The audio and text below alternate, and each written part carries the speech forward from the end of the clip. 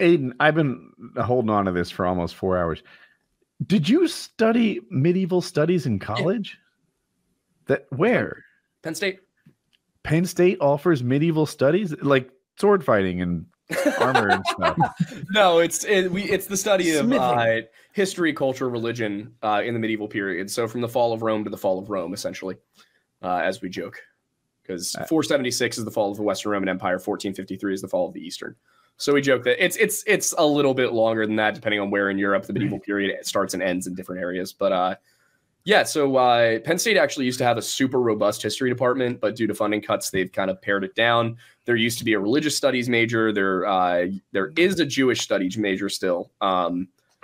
It's not much bigger than the medieval studies major, but basically a lot of these departments, due to loss of funding, either scaled back or they're volunteer only for the professors or they're cross-listed with everything else. But yeah, the cool thing was it was so interdisciplinary that by the time I was a senior, I was eligible for, I got a major in medieval studies and then minors in history, English, classics, and religion.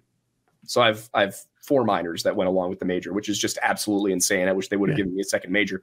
Would have made more sense. Gosh, this is like, I was raised in a household that thought a business degree was too generalized and didn't prepare you for a career enough, that you needed like a more specific degree, like a doctor, engineer, obviously accountants, top of the yes.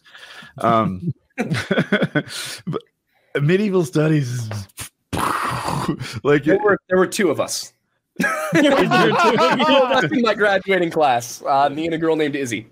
That would suck if you finished second in your class. Like, I don't know which of us was the higher scores on everything. No, but, then you take that. You put that feather in your cap and claim it. So I was the top male in my program. I can say that. You worked outside of YouTube? I did for a while.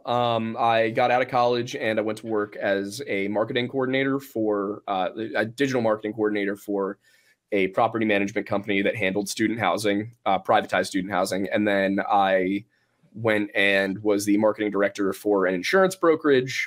And a digital marketing coordinator, do they do ad buys for a property? Is that okay? Yeah, I ran Google ads, Facebook ads, more traditional marketing over the internet, stuff like that. I built websites. It was a legitimate, real corporate job. I actually know someone else who has that same job. It was a decent job. It was decent money, but it was the kind of thing where you go into work every day and do something of absolutely no value to anybody at all, even yourself. And there were times where I was like, if I was making more money, you're connecting customers with properties.